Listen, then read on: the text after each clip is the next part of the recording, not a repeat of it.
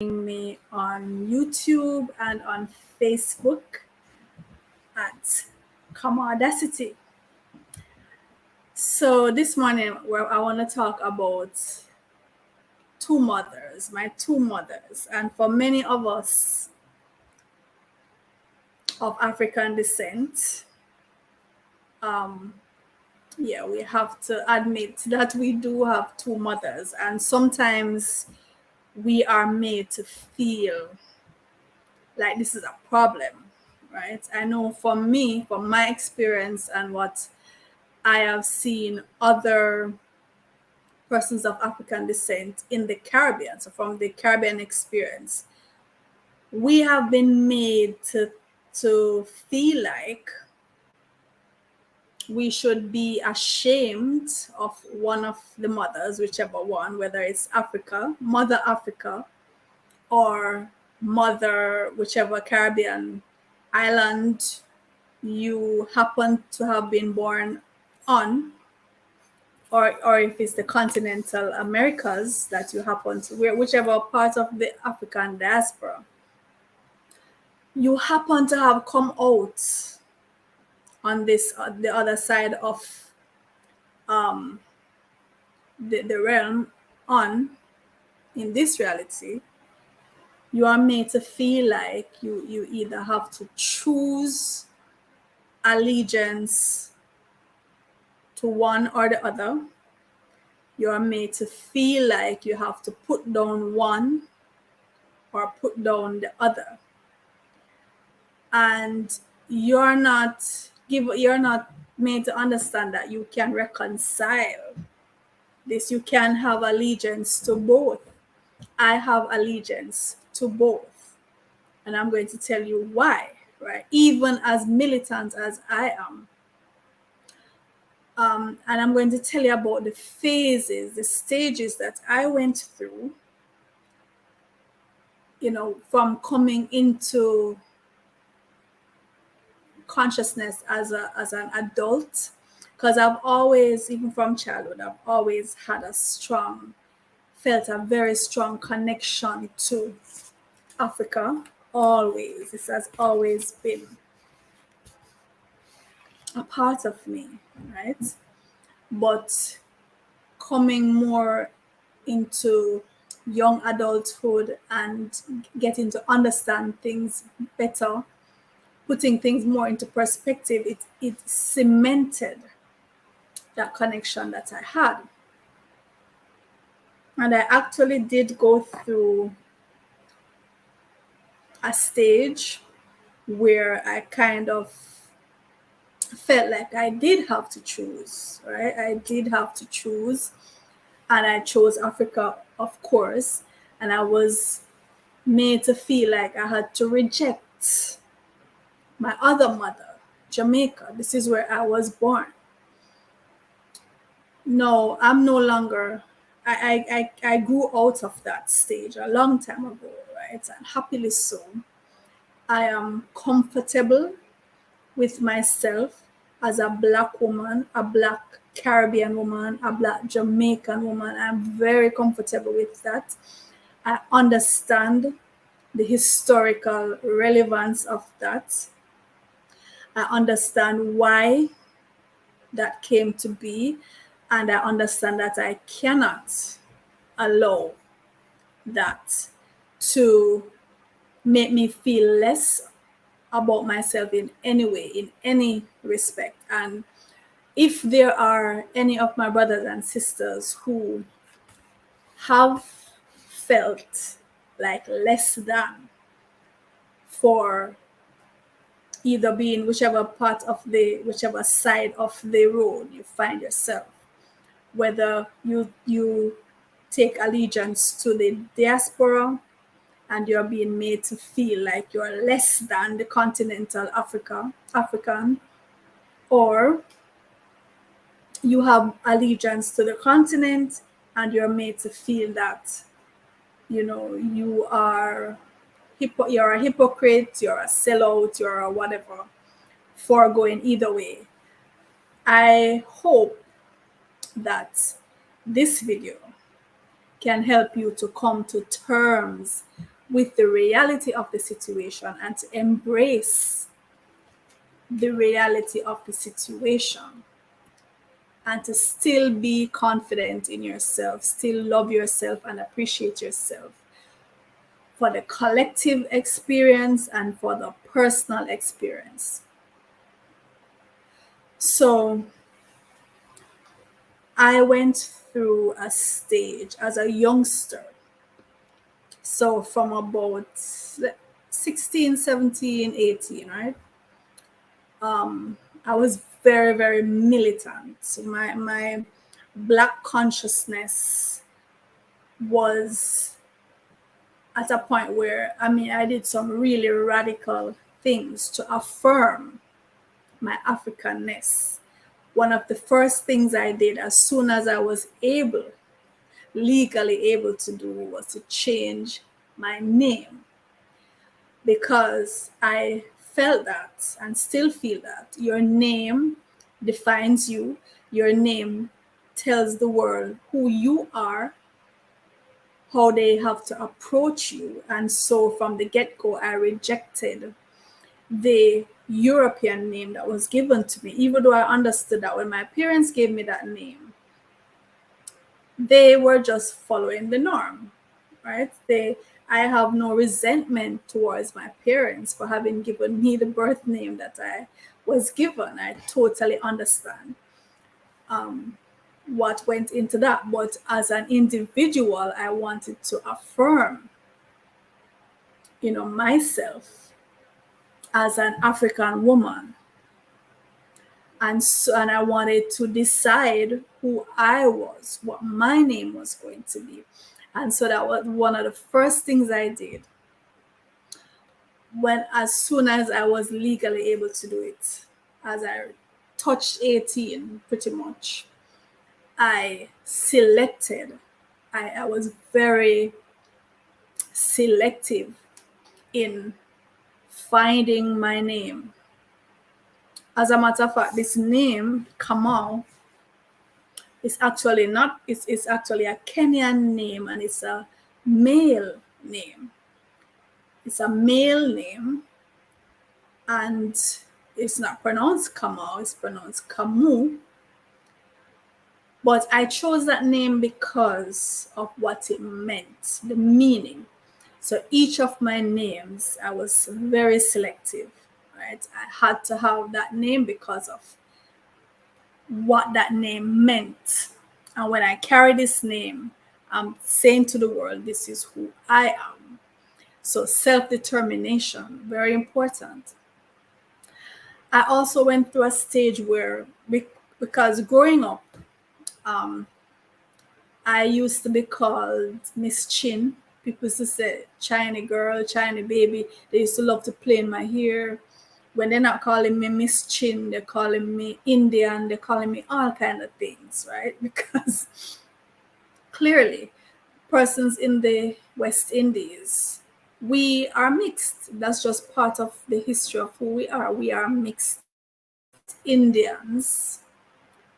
Had Africans here, we had Europeans here, we had the indigenous Tainos here, and we had Indians coming in, we had Chinese coming in, we had Lebanese, Syrians, a whole host. It is literally a melting pot. The Caribbean is. And so a lot of us share the phenotype, because even some of us who exhibit more African features genetically, on a genetic level, they are still mixed. They just don't exhibit the features as much as others of us who will show more, whether it's European features, Asian features, whatever it is, right? So as a little girl, I look like a half Chinese, half Indian, half this, half that, depending on who was looking.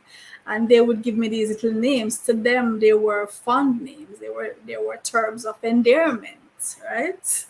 To them. especially because in the West Indies, we were taught that the longer the hair, the lighter the skin, the better. That's what was pounded into us. So when my people were looking at me with my lighter complexion and wavy hair, long wavy hair, they were just following what had been pounded into them, that this is better.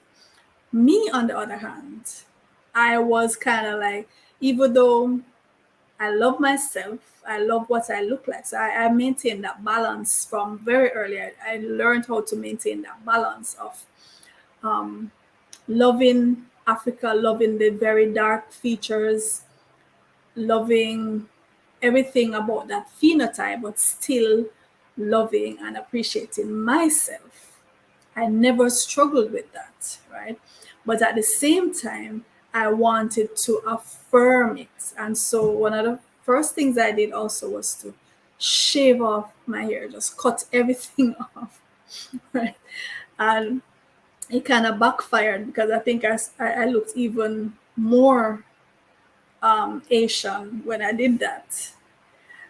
I also was walking around wearing dashikis, flowing dashikis, and I just did everything on the physical level to represent the motherland, right? And I became a member of a group. We called ourselves the Lodge, or at least the place where we met, we refer to it as the Lodge, right? And we were very militant in terms of Afrocentricity, Pan Africanist, Black consciousness. We were very militant about that, repatriation, and all of those things. And most of the members had made a decision prior to me even joining. So when I joined, I learned about this decision that had been made that they would wear just full black. Well, most of the times, right? Full black, black jeans, black t-shirt, black dress, black everything, black hats. And as far as possible, you would not use or wear anything white. And to me, it got to a fanatical level where people were, even appliances in the home, they were painting over their appliances from white to black, and painting things over red, black, and green. And I looked and I said, it's ridiculous. I understand this sentiment of, because I understand also that given our black doll, a white doll, a lot of black children will choose the white one because of these things that are pounded into us, that black is bad, black is ugly. I completely understood all of that. But at the same time, the reality of the situation is the actual color black, nobody is that color. The actual color white, nobody is that color. And when we put ourselves in the frame of mind to reject the literal black color, the literal white color, to me, it kind of cross over into mental health issues, right? And I always wanted to maintain my mental health and my sense of reality. And for me, it was not so important to reject wearing white clothes and to always dress in black. What was important to me was to do the more tangible things that mattered, to educate black children, to respect my black man, to demand respect from my black man, to respect the family and to nurture the family and to provide a healthy space for the family. Those were the kinds of things I was more interested in promoting. So I made that decision, even in that group, which I eventually left that group, right? But I made that decision that I would blaze my own trail, walk my own path, because there were things that didn't make sense to me. And in my life, everything must make sense, right? So this idea that, oh, and another thing, another part of that, the ideology of that group was that you had to reject Jamaica and things Jamaican. To me, that did not make sense. I was a Jamaican. I was born here. A lot what I am has to do with the experience that I've gained here, the wisdom I have. Yes, it comes from mother wit, the transcendental wisdom from the ancestors. Yes, but I also gained wisdom from my experience, my physical experience of being here. I'm a Caribbean girl, I'm a Jamaican island girl. That is a big part of who I am. And to reject that, to me, was similar. I always compare it to having two mothers, having been stolen, from your birth mom, and another mother took you in. This isn't the mother who stole you. She somehow got you. She took you. She tried her best, the best she could, to nurture you, to raise you. Are you to reject that second mom because of the experience of having been stolen from your first mom? No, in my opinion, no. You still love your birth mom, even though you were ripped from her, you had no direct contact with her, you lost so much of what she could have given you. But still, you have to appreciate that this other woman took you up and raised you as best as she could. That is the analogy that I always use in terms of Africa and the diaspora. In my case, Africa and Jamaica. I am an African, I am a Jamaican, I will always be. Even if you speak of repatriation, going back to the motherland to live, even if I do that, I will always have one foot here in Jamaica because this is my roots. This is part of who I am. My children were born here. I was born here. My grandparents were all born here. To reject that, I think, is it's like you're denying a part of you, and that denial, to me, it goes over into mental illness. You should be able to look at the reality of things and to accept things for what they are and to not deceive yourself. Yes, our people were stolen from the continent. They were taken by force. Having been brought here, we became a part of here. Here became a part of us. And from this Caribbean experience, from this Jamaican experience, some good has come. We must be able to admit and to accept that some good has come from that.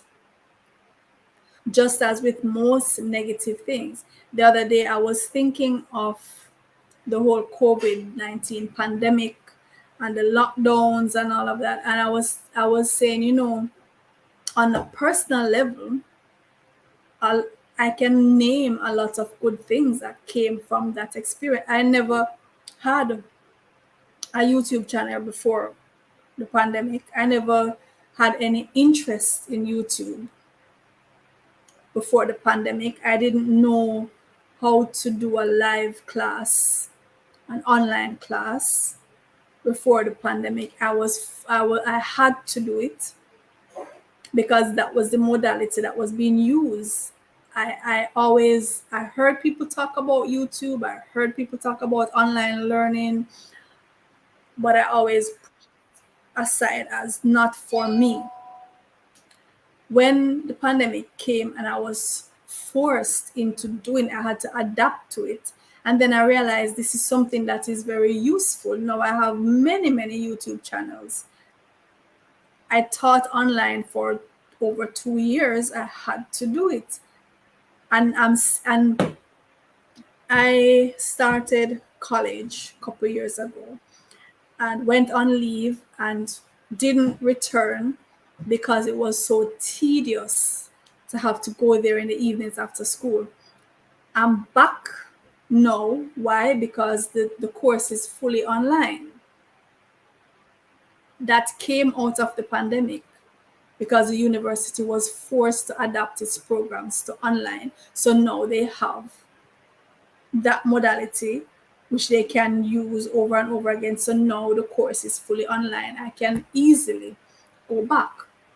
So it's a similar kind of thing. The whole experience of slavery, it was traumatic, it was aggressive, it was debilitating. We survived it. And as with anything that we touch, we make magic. So the Caribbean experience, even though it started in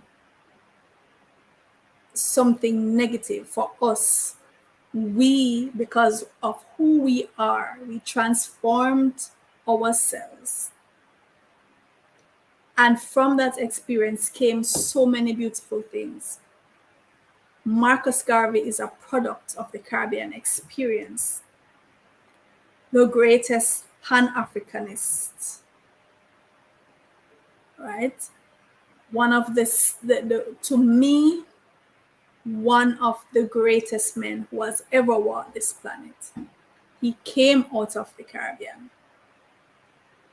We have produced some of the best athletes in the world, some of the best musicians, some of the best scientists, the thinkers. The Caribbean has produced people like myself who are blazing trails in education, blazing trails in critical thinking, intellectual thinking, putting material out there for the world to benefit from. And we have to acknowledge that, and we have to be proud of it. It is part of our experience. Positives have come from the Caribbean experience. You can embrace Mother Africa without letting go of whichever part of the diaspora you came out in. You can embrace the continent without having to relinquish your rights to your native place. And as a Black woman, as Black men and women and children, we have to reconcile it in ourselves, where we look a particular way because we are mixed. The Caribbean experience is a mixed experience. We don't need to deny it. We don't need to pretend that it's not there. I am the shade of Black that I am because that's the Caribbean experience. It's a reality. It doesn't make me any less African. And if I choose to embrace Jamaica, that doesn't make me any less African. I have heard so many Pan-Africanists denounce. And then some of them, a lot of them are hypocrites too, because they will come out, a lot of Rastafarians, a lot of Pan-Africanists, they'll come out and they talk about Africa and whatever, and they're still in the diaspora. They're still living in the diaspora. It's hypocrisy, and they can more than go to the continent to live. So it's you're preaching one thing, you're saying one thing, you're denouncing one thing, and you're still there. still here in Jamaica living, still in the United States living, still in Canada living, and at the same time talking bad about persons who embrace these places and trying to those persons who are trying to strike a healthy balance between the two mothers, the two forces that are part of who you are. The hypocrisy I don't like, I don't deal in. I am a realist, I'm a very pragmatic person. I think we should look at things for what they are. If we can change things to make them better, then by all means. But at the same time, accept what is. The things that we cannot change. We look the way we look, we come from where we come from. That's not going to change. Don't pretend that it doesn't exist, right? And don't try to make other people feel less than, because I have been in spaces where people were telling me I'm too light-skinned to claim blackness, right? Which to me, why are you trying to be divisive towards your own people, especially someone who has a positive? It is so rare when Blacks have a really, truly positive self-concept. And you are in the midst of someone who has a positive self-concept as a Black person, you're going to tell him, how dare you? Why would you do that? Right? The Caribbean experience for me has been, it's a unique experience because of the history of the Caribbean. It is a melting pot. It is. And because of that melting pot, our culture is so unique. It is so vibrant. It has so many different aspects.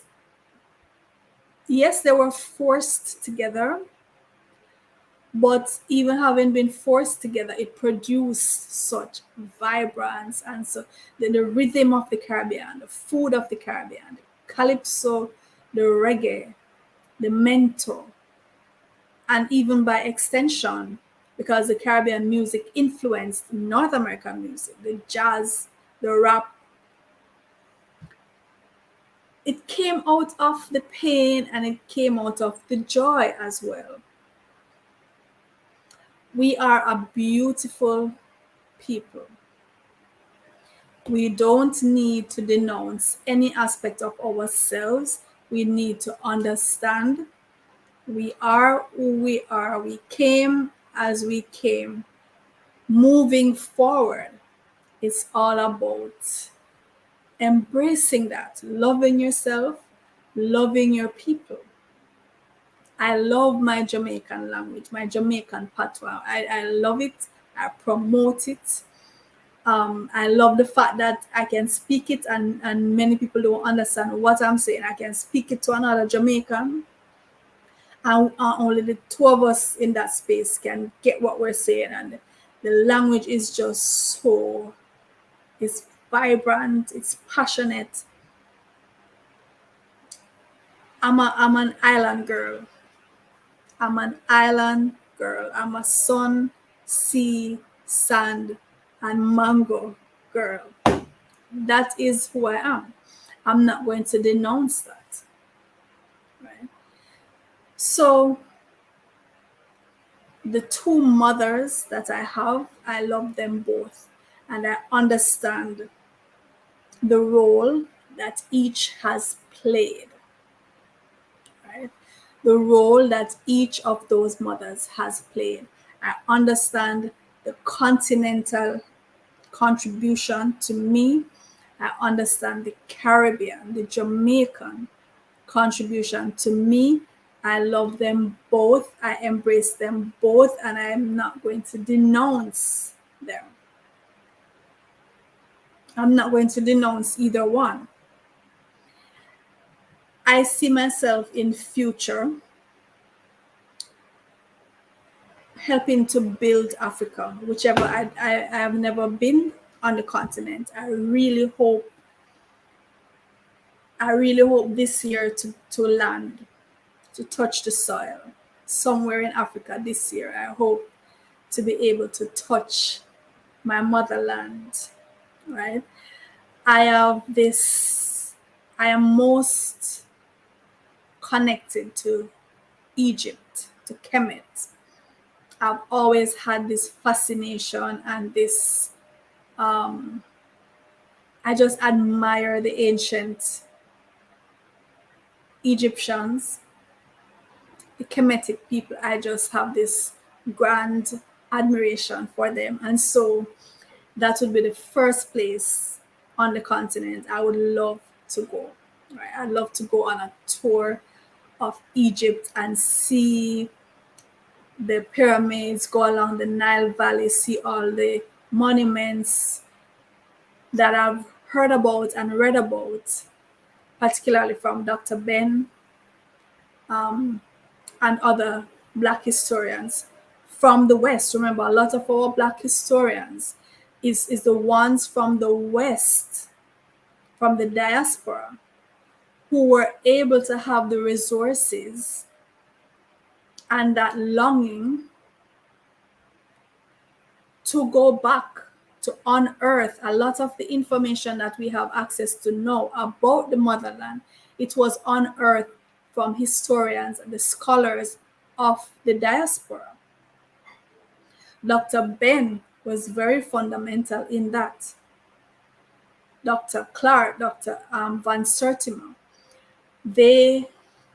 some of them on their own resources went back into Africa and did their own research, did their own excavation. And a lot of the information that we now have access to is thanks to them. It's thanks to them, right? So sometimes I think that especially when I remember that in the colonial era and post-colonial era on the continent, it was especially in the West, it was such a war-torn place, right? Pre and post-colonial, early post-colonial era. It was such an unstable place to be. And I think sometimes we in the diaspora were kind of given a reprieve for being here, even though depending on which locality, we had you had disturbances here and there, but nothing on the scale of the disturbance that was on the continent in that period. And so we kind of had the luxury of peace, where I'm not deceiving myself. I know, like I said, there were disturbances, there was the Black Power movement, there was civil rights, I'm aware of all of that, but I'm saying comparatively, in terms of the access to resources, comparatively, and it's kind of like we were given a little cocoon here in the diaspora where we could develop our minds, we could come to some consciousness, we could and we had access to more resources, even though we had our problems here in the West, don't get me wrong, but comparatively we had that kind of little space where a lot of the continent was just rampant war, famine, crisis, right? And so now we need to feed on that. We need to use that now to benefit the motherland, not to shun the motherland and not for the motherland to shun us. We need to use the fact that we have had this kind of luxury of being in a space that was relatively calm. And so we were able to kind of blossom to some extent. Now we need to go back. We are the ones now who need to go and help develop the continent, not necessarily to reject the diaspora. You know, in Spanish, they have a saying, ¿Por qué los dos? ¿Por qué no los dos? Why not both? That's a question I've always asked. Why not both? Why do I need to choose? I like to have it all. I want to benefit from being the best of both worlds. I want the best of both worlds. I don't want to choose. I want to be able to go back and forth. I want to have both legs outstretched, one on the continent, one in the diaspora, and contribute to both and benefit from both and develop both of them. Because the fact of the matter is we have earned the right to both the continent and the diaspora. Our ancestors have bled and died and fought and sacrificed for both. We built the West. Why should we be thinking we need to abandon the West? We built the West. Blood, sweat, tears. Our ancestors, blood, sweat, tears, built the West from scratch. It is as much ours as the continent is ours. Why not both? As for me, I am not rejecting either. I am claiming both. I am claiming both. I understand the reality of the situation. The continent gave me, well, the continent, first of all, gave to the world civilization, the earliest civilization, language, agriculture, architecture, science. The African continent gave that to the world. To me, Africa gave me first and foremost my melanin. That's the most important thing Africa gave to me. It's not something that is very dominant in the phenotype, but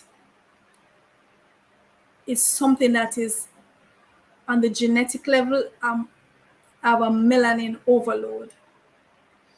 You can't do the kinds of things that I do and have the kind of thoughts that I have without a melanin overload. So even though it doesn't present itself in the phenotype as much as it does in other of my sisters and brothers, it's something that I've always felt. It's something that's here. That melanin, the power that gives to me, the power of thought, the power of action, the rhythm, the connection to the universe. That's the most important thing that Africa gave to me. Africa gave me a claim to the greatest people who have walked this earth. And that's not something I intend to let go of. Why should I? I would be crazy. I would be crazy to let go of that. And so, for me, and this is what I would like to encourage, if you're a Black person and you're having doubt about your right to claim either the continent or the diaspora, I will say to you, don't allow anyone to promote or to establish any kind of complex inside you, any kind of inferiority, right? Inside you to make you feel like you need to choose one or the other. There's so much that the continent has to offer in terms of the people, you know, the earliest, one of the earliest peoples, apart from the Egyptian, because as I said, they are my foundation. They are like my go-to in terms of the prototype.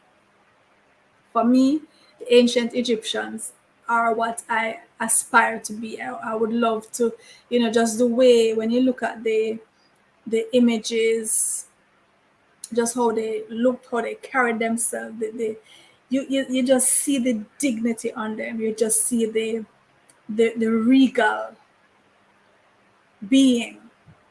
It's, to me, the Egyptians are the epitome, right, of greatness. But other Africans that have other groups, I really love the Maasai in terms of, their culture, their physique, that they are just, they are just the perfect people to me in terms of physique.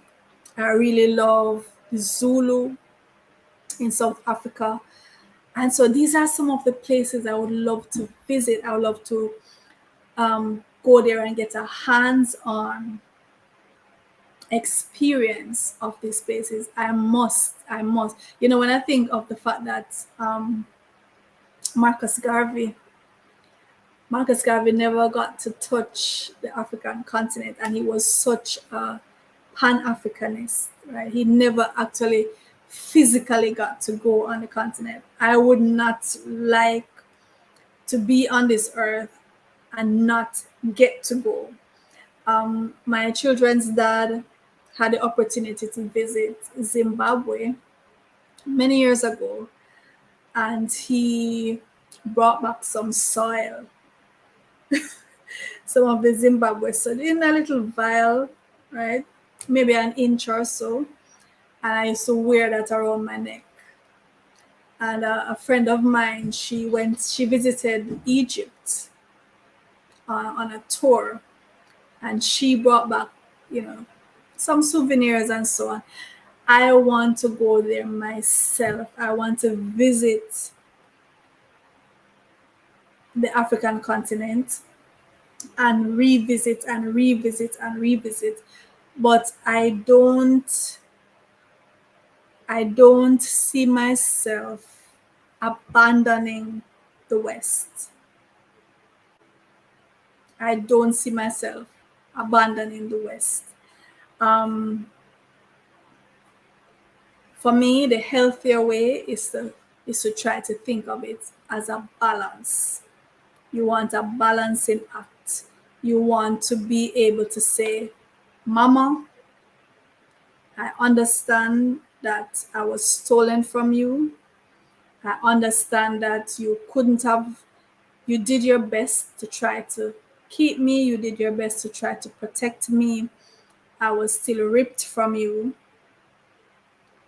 And you want to be able to say to your other mama, thank you.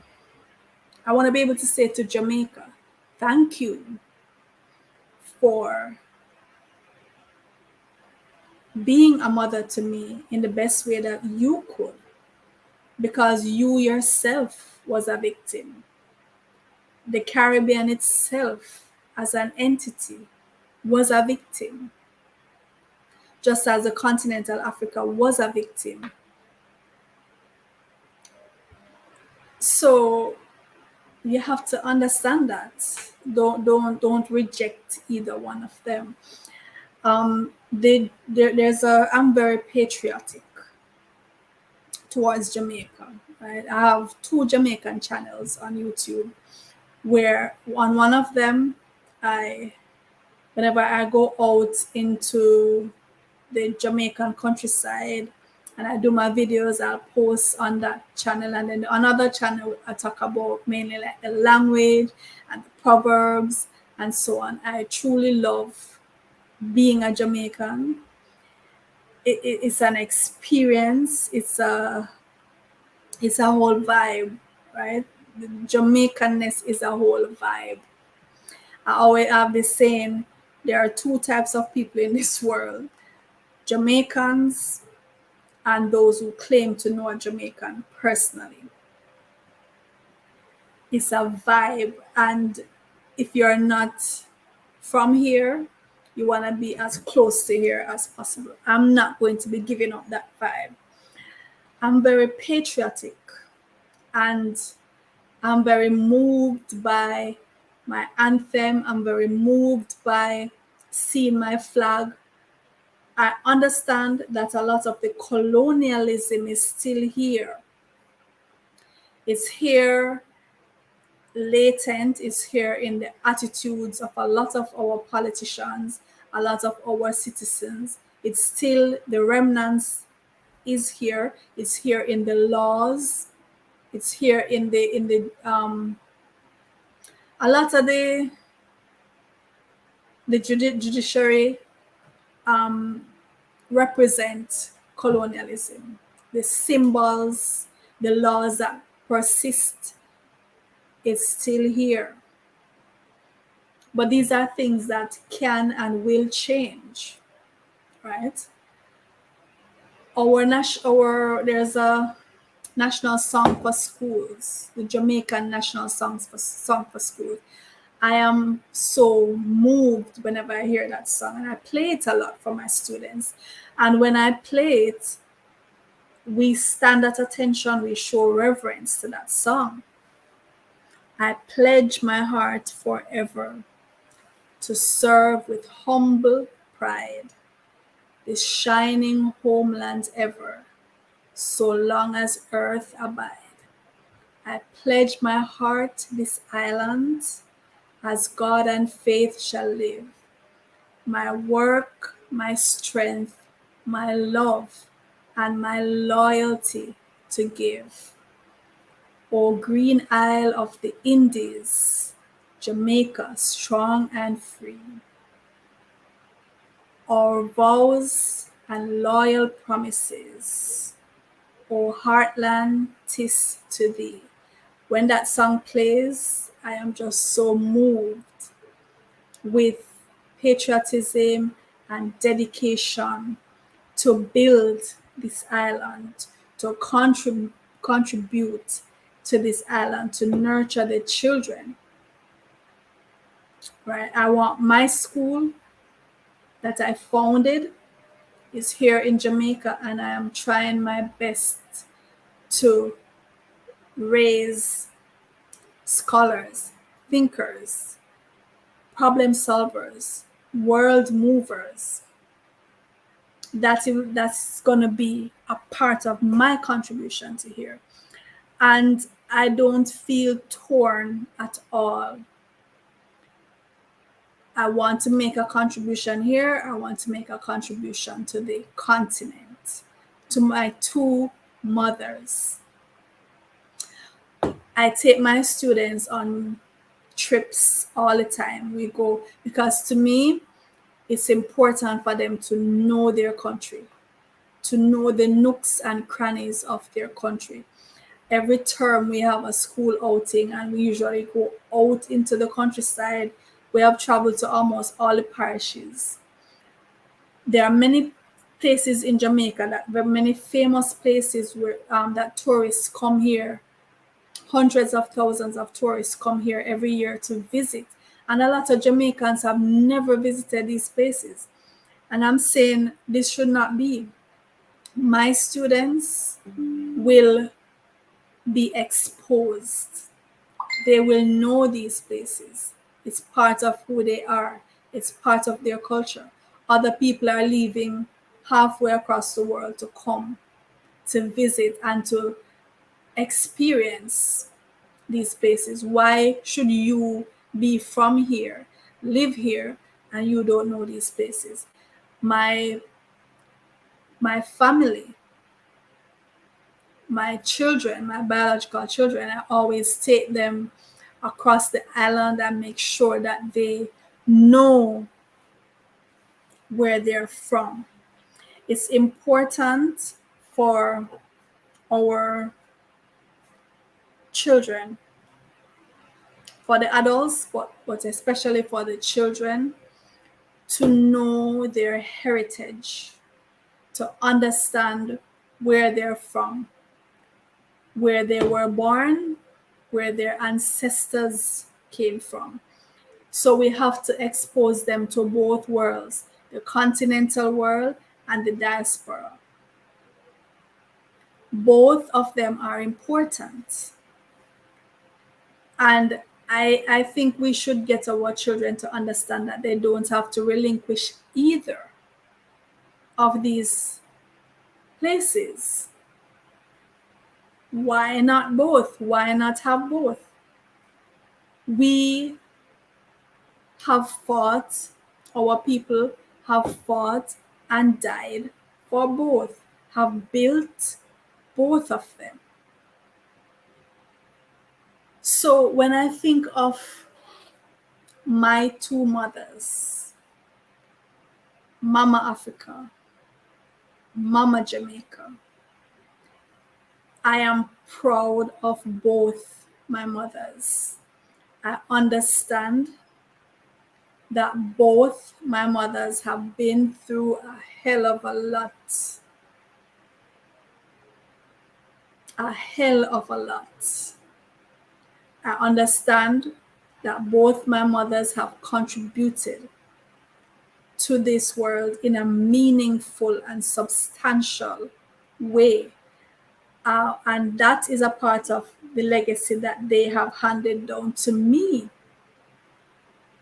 I get the best of both worlds. I literally get the best of both worlds. Why should I refuse either of them?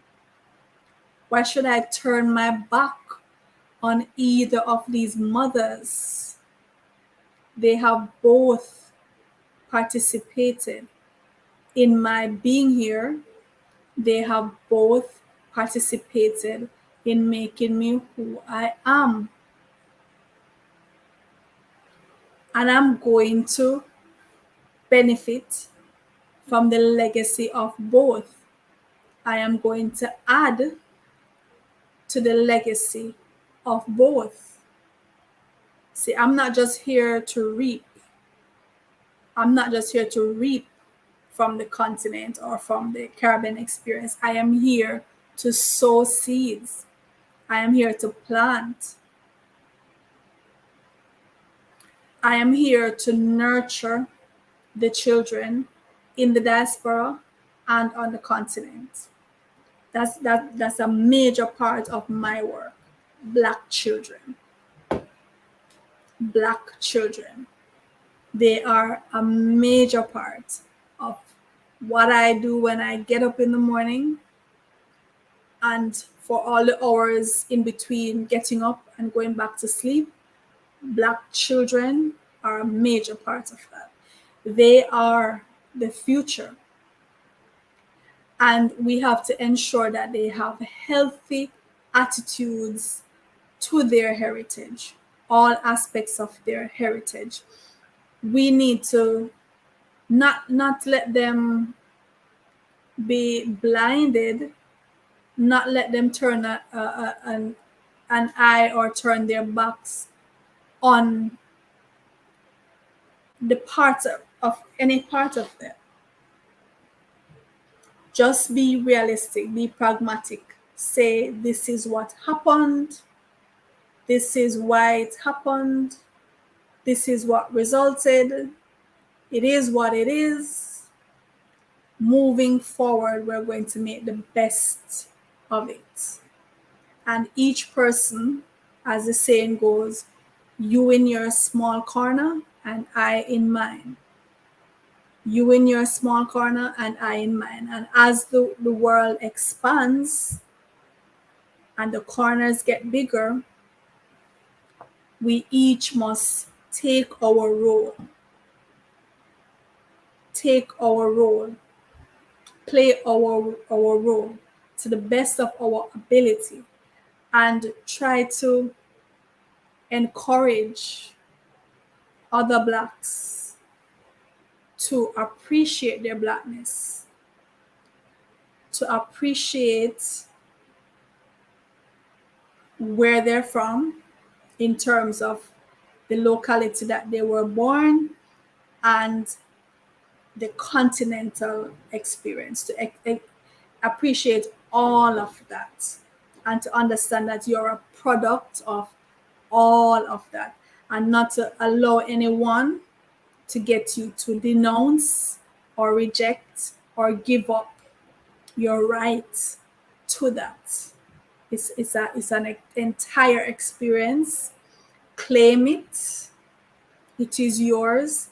Claim it, all aspects of it, and do your best to add to it, and do your best to encourage those like you to have a healthy attitude towards the Black experience.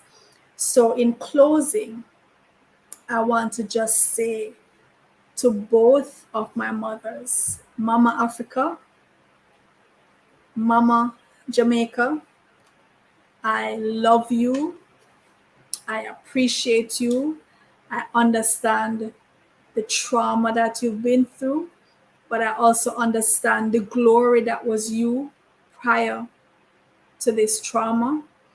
And I pledge my heart forever to serve you, to add to you, to big you up.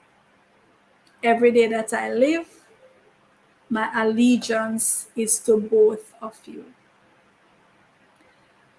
Until next week, when we talk about something else, this is Kama. Take care and enjoy your week.